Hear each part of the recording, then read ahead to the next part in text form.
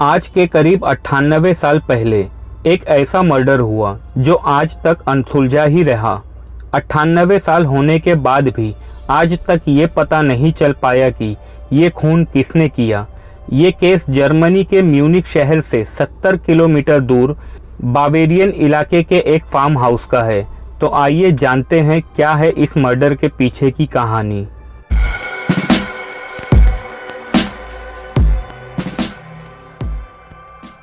इस घर में रहने वाले 63 साल के एंड्रियास ग्रूबर जो पेशे से किसान थे, उन्होंने रात में अपने घर के पीछे किसी के चलने की आहट सुनी, जिसके बाद उन्होंने अपनी पत्नी को जगा के इस बारे में बताया।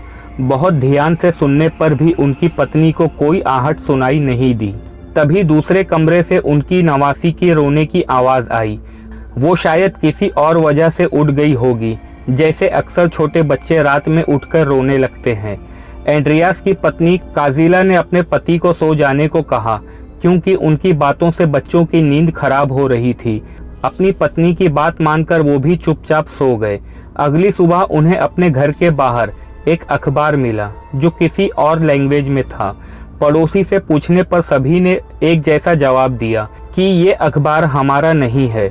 एंड्रियास हैरान थे कि ये अखबार किसका है और उनके दरवाजे पर कैसे आया। तभी उनकी नज़र घर के पीछे वाले हिस्से पे पड़ी, जहां बर्फ में किसी के पैरों के निशान बने हुए थे। वो अपने घर में आए और सभी घर वालों से पूछा कि घर के पीछे वाले हिस्से में कौन गया था, लेकिन सभी ने एक जैसा जवाब दिया, वहां कोई नहीं गया था, क्योंकि वहां कांटेदार झाड़ियां हैं और किसी को वहां जाने की कोई ज़रूरत भी नहीं है। तभी उनके घर में काम करने वाली ने एंड्रियास को कहा कि इस घर में किसी आत्मा का साया है। तभी अजीब अजीब आवाज़ें सुनाई देती है। इतना कहकर वो काम छोड़कर चली गई, क्योंकि वो इन आवाज़ों से काफ़ी डरी हुई थी। 31 मार्च सन 1922 को एंड्रियास ने एक नई काम वाली को घर में काम पर रख लिया, जिसका नाम मारिया बॉमगार्टनर था। सोमवार की सुबह जब डाकिया उनके घर कोई लेटर लेकर आया, तब उसने देखा कि शनिवार को डाली गई खत उनके दरवाजे पर वैसे ही रखी हुई है। डाकिया ने पड़ोसियों से पूछा तो सबने यही कहा कि उन्होंने एंड्रियास के परिवार के किसी को भी नहीं देखा है।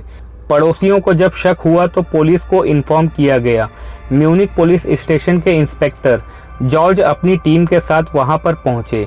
पुलिस ने घर के पास बने हुए बाड़े में एंड्रियास, उनकी पत्नी काजिला और उनकी बेटी विक्टोरिया और नवासी काजिलिया की लाश देखी।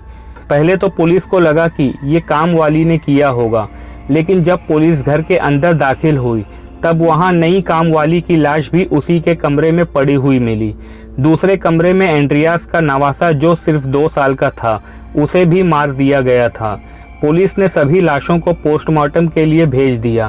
पोस्टमार्टम की रिपोर्ट के हिसाब से एंड्रियास की नवासी काजिलिया हमले के बाद काफ़ी समय तक जिंदा थी। सबसे ज़्यादा बेरहमी इसी के साथ की गई। इसके बाल पकड़कर खींचा गया, जिसकी वजह से काजिलिया के सर के कई जगह के बाल उखड़ गए थे।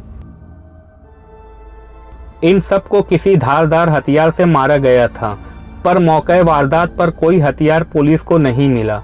इस परिवार का कोई करीबी रिश्तेदार नहीं था और ना ही पड़ोसियों का ज़्यादा इनके घर आना जाना था। जर्मनी का ये बहुत बड़ा मर्डर केस था, जिसे पुलिस जल्द से जल्द सॉल्व करना चाहती थी। 100 से ज़्यादा लोगों को हिरासत में लेकर पूछताछ की गई, फिर भी पुलिस को कोई कामयाबी नहीं मिली। सबसे अजीब बात यह थी कि इस घर के सभी सामान, रुपए और जेवर को किसी ने हाथ भी नहीं लगाया था। इससे ये बात साफ हो जाती है कि चोरी और डकैती के लिए ये सब नहीं किया गया। ये सभी हत्या इस तरह की गई थी जैसे इस परिवार से किसी की कोई पुरानी दुश्मनी हो। पुलिस को एंड्रियास के दामाद पर शक था, जो आर्मी का जवान था, लेकिन अजीब बात यह थी कि उनका दामाद मर चुका था, पर उसकी लाश नहीं मिली थी। आर्मी के रिकॉर्ड में उनके दामाद को किसी हमले में मरा हुआ साबित किया गया था। वहीं पड़ोसियों का कहना था कि कुछ दिन से इस परिवार का कोई भी सदस्य बाहर तो नहीं दिखा, पर घर के अंदर किसी की परछाई दिखती थी और खाना बनाते समय चिमनी से धुआं निकलते भी देखा गया है। हर तरह से जांच करने के बाद भी पुलिस को कोई कामयाबी नहीं मिली। पुरानी काम वाली से पूछताछ में सिर्फ पहली रात की आहट वाली बात ही मालूम हो सकी, जिसकी वजह से वो काम छोड़कर चली गई थी। आज तक ये फाइल बंद नहीं की गई है। आज भी क्रिमिनल केसेस पर स्टडी करने वाले स्टूडेंट्स इस केस को सॉल्व करने की कोशिश करते हैं। म्यूनिक पुलिस डिपार्टमेंट को भी ये उम्मीद है कि कभी न कभी ये केस सॉल्व होगा और कातिल का पता चल जाएगा, लेकिन 98 साल होने के बाद आज भी ये केस अनसुलझा ही रह गया। आपको क्या लगता है, इसमें किसका हाथ होगा? कमेंट में ज़रूर बताना। वीडियो को आखिर तक देखने के लिए बहुत बहुत शुक्रिया। चैनल को सब्सक्राइब, वीडियो को लाइक और शेयर ज़रूर करिए। मिलते हैं किसी नई वीडियो में।